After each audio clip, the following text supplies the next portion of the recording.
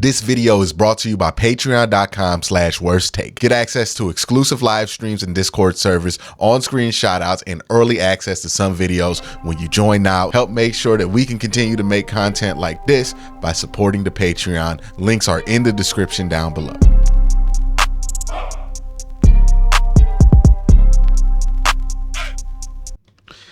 Training camp is back, which means there's a lot of questions that you guys want to get answered. So let's just jump into it. First question of the day comes from George, who says, what do you think you can expect to see out of Michael Hall this season? I know it's a stacked IDL room, but I'm really looking forward to see what he can do.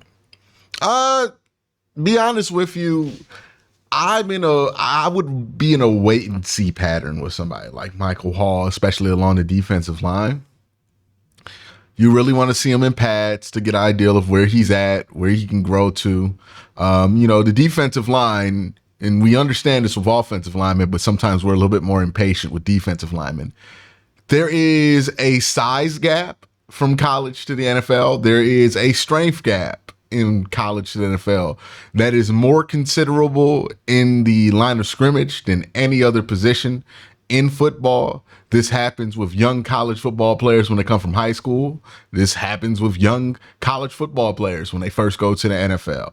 Michael Hall is a special case because he's especially young. I believe he's like 20, or he turns 21 or turned 21 very recently. So he's super young. And I think it's important that we all remember that he is super young. And that may mean it could take a couple of years for him to get to the point physically where he can take advantage of his gifts on a regular basis against NFL caliber football players. So with him, I want to see how he looks like in camp. I'm not going to expect him to be a contributor day one yet. If he shows signs that he's at that point physically where he can contribute against some of the Browns' starting tier offensive linemen, then we can start having a conversation about what his role is going to look like come September. But I think you really want to wait till the preseason, see him in practice, see him in joint practice, just get a better look of him in playing actual football against actual NFL players, which we haven't seen a single lick of yet. So that's where I would be. He's super quick, so that might make his adjustment period a little bit faster. But he also isn't the most consistent guy in the world from what I've seen in him in Ohio State and from the Senior Bowl. So again, wait and see. I would want to see him play some football in the NFL first before I put down any expectations for him. I think that's the only reasonable way to go about it. D-Lit Exchange says, with the group of wide receivers, who makes it assuming Coop, Judy, and Moore are 1 through 3? If Tillman knows where to go, does he edge out Moore? It's just not rigid like that. Like, I think we tend to do this with wide receiver where we view it in this super rigid layout of 1, 2, and 3.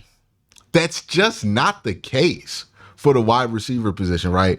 We look at a wide receiver like, this guy plays slot, this guy plays outside, this guy's a number 1 receiver, or whatever it is. The fact is that in different formations, you're going to use different wide receivers for different things. There might be certain concepts where Cedric Tillman is the guy running the 9 route because that makes the most sense for that concept. There might be concepts where that's Amari Cooper. There are so many different ways that position gets doled out. It's not really about who's number 1, 2, and 3 on the depth chart. That doesn't really illuminate playing time as much as people would assume it would, given that's the function of the depth chart.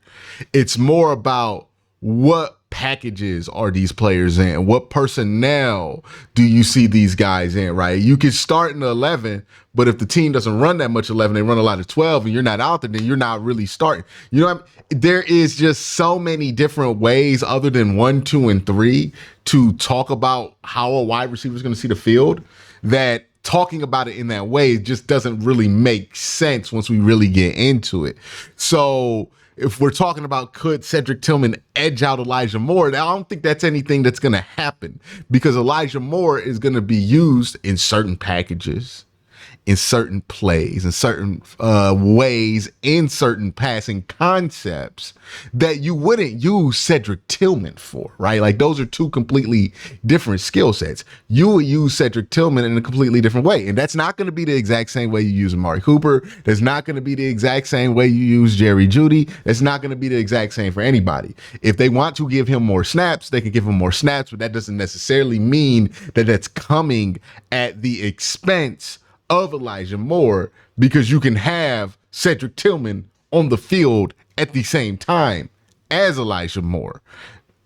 Just works a little bit differently than that. It's not like one of those positions where there's only one of them, right? Like with running back, there's only one running back. So the depth chart format is a little bit more rigid, right? Number one running back usually takes most of the carries. But in these positions like corner, linebacker, safety, and wide receivers, where there's more than one guy on the field from that position group at a time, then those dynamics of number one wide receiver, number two wide receiver just don't really make as much sense. It's more about how these receivers are used, or how these corners are used, or how these linebackers are used, right? Like Sione Takitaki is a good example of this on the defensive side.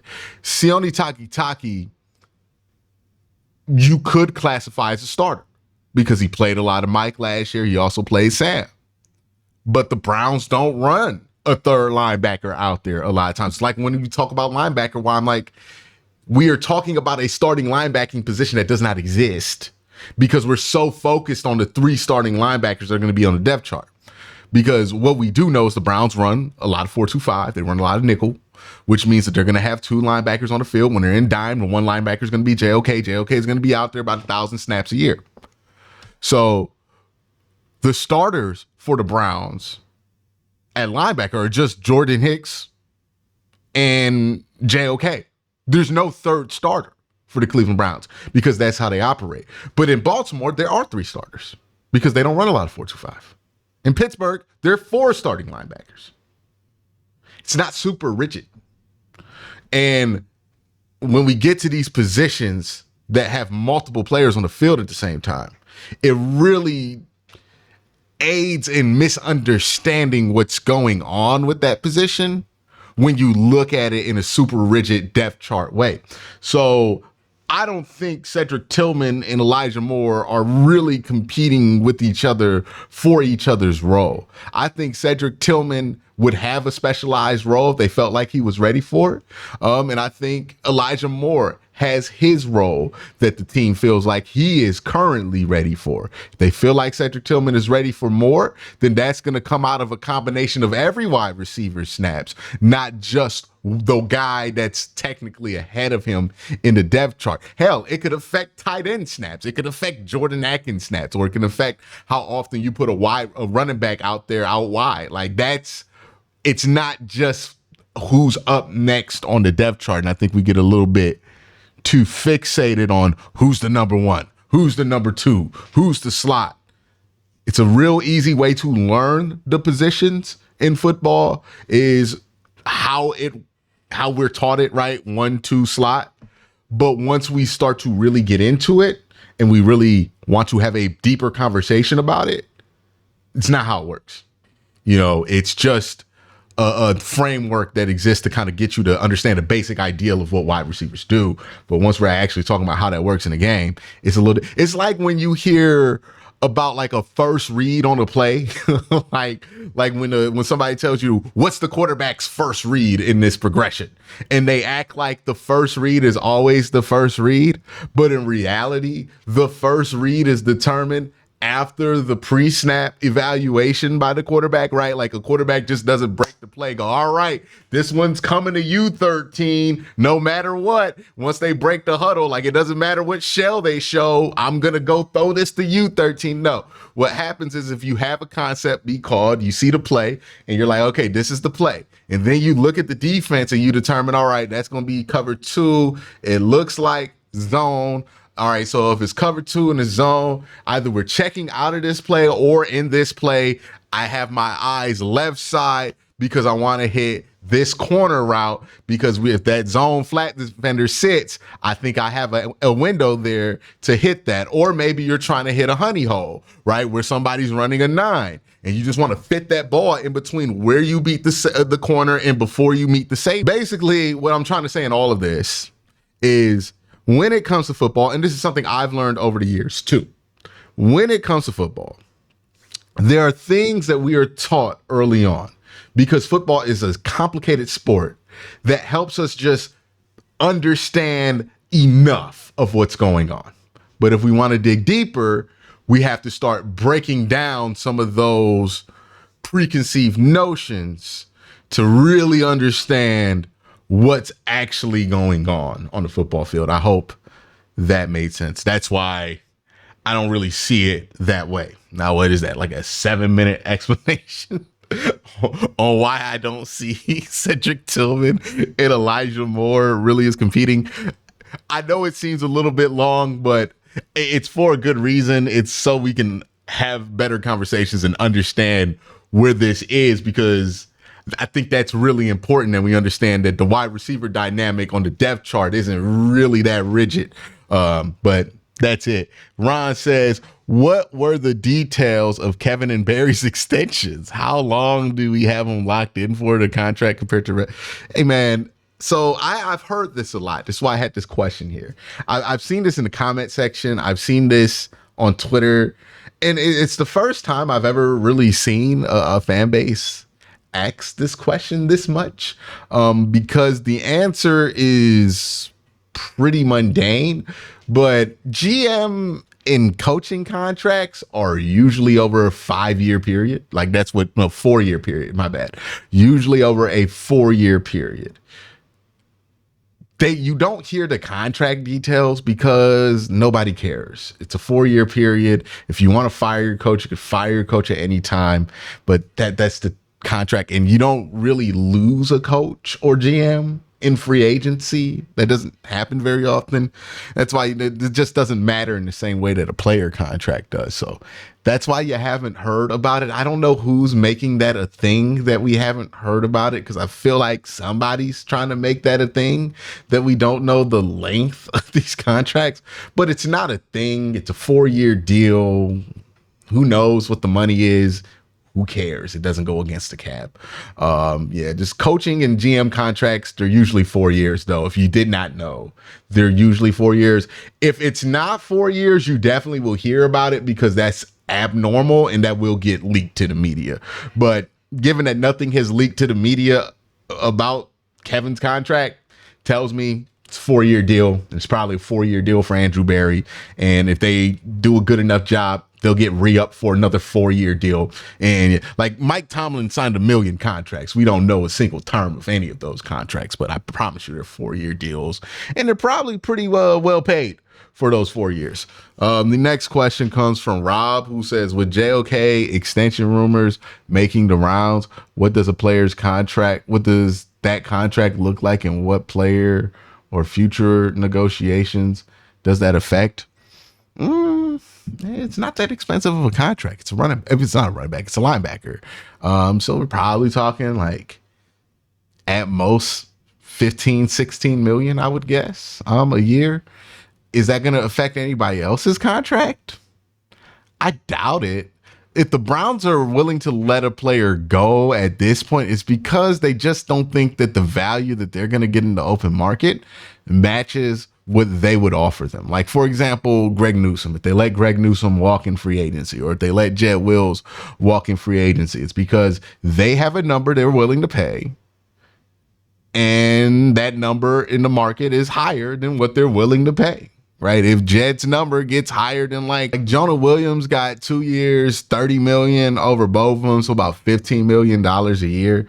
But for the most part, when it comes to retaining the players on the Browns are able to retain whoever they want. Now, if this is a question of maybe signing JOK prevents you from getting another expensive free agent player, then yeah, that's the case.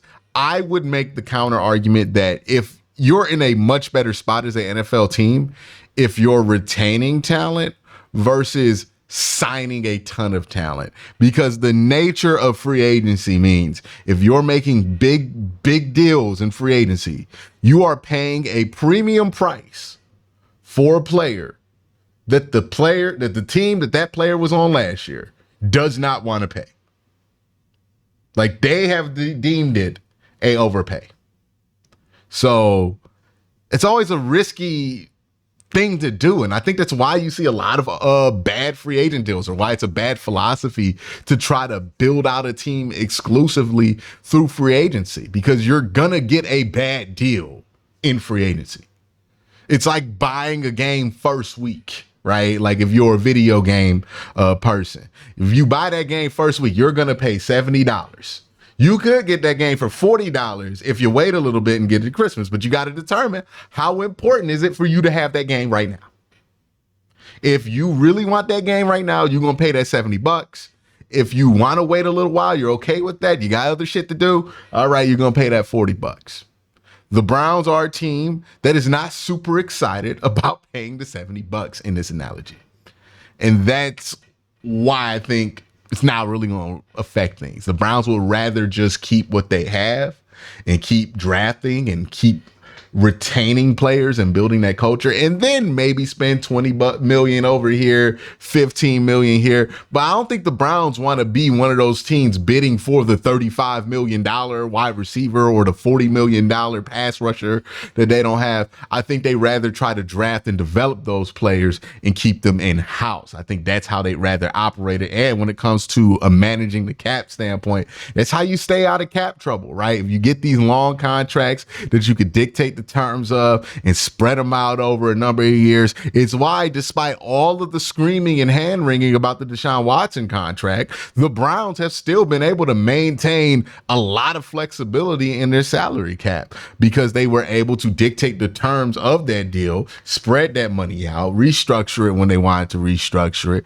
move it around, and have that flexibility to be able to still do things. Like the fact that we're talking about possibly in 2025, the Browns could spend $30+ million on a wide receiver is a testament to the flexibility that they've created with Andrew Berry and, DePodesta's strategy. The next question comes from RJ. RJ says this: what's up, Q? My question is, if Deshaun Watson gets injured, God forbid, do you think Jameis can step up and take us to the playoffs like Flacco did? Yeah, I see no reason why not. I mean, Jameis has done something similar to that before. He's a high quality backup. We've seen what Kevin can do with somebody like Jacoby Brissett. It wouldn't be out the realm of possibility. Also, this Browns defense is really good. You could get to the playoffs. I don't think you're going to reach the team's goals, right? The team's goals are to be a Super Bowl contender, but you make the playoffs. It's not out the realm of possibility. Tob says, if Deshaun isn't any better this year than years past, how do you think the Browns would proceed next? If Deshaun just lays a turd this season, like he stays healthy, lays a turd, or he gets seriously injured again, then the Browns will probably start to move on and have their sights set on the end of his contract and start drafting and developing players who are going to be ready, not for next year, but within the next 3 years. I think that's what they would move on to. They're perfectly well suited to be able to do that. And they would just move on to rebuilding. They'll be a good team if Deshaun Watson gets healthy one of these years. But if they decide he cannot stay healthy to the point to where they want to move on, they'll just move on and transition to the next guy after Deshaun's contract is done. And that could be somebody they draft in this year's draft or next year's draft or even the year after that's draft. But they'll have their options open. And with Andrew Berry, you best believe that he is going to have his eyes looking for another option, even if Deshaun plays extremely well. Sports Report says, what is the biggest misconception you constantly hear about the Browns? On the other hand, what criticism do you actually believe is valid? Any criticism about the Browns salary cap situation is number one misconception that you hear. So many people are invested in that contract, blowing up the Browns salary cap when it just hasn't, that there's a lot of bad information out there. Like I've had to like try to correct people and talk to them, and sometimes they listen and they understand, and sometimes they don't, and they get really defensive about it.